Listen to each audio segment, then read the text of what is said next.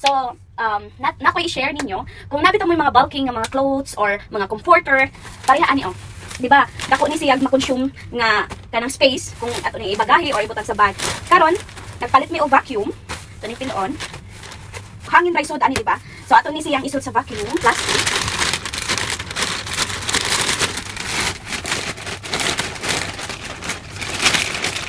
So inganion ra nato guys, dako di siyag ma-consume nga space. So ato lang ni siyang i-close.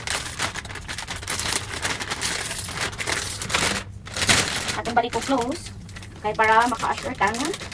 Close na yun siya. Then, atong abrihan ni, atong gawa ng kamay, or para di ta mag-consume of time, nani siya ay bumba. So, atong ikutang ani, para mo-compress.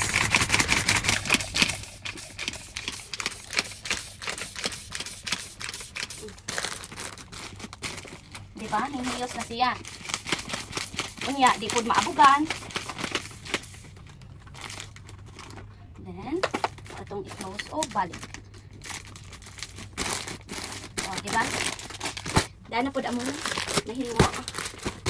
Pang-stock lang. Diba? O, ni siya guys. Vacuum storage bag. Space-saving solution.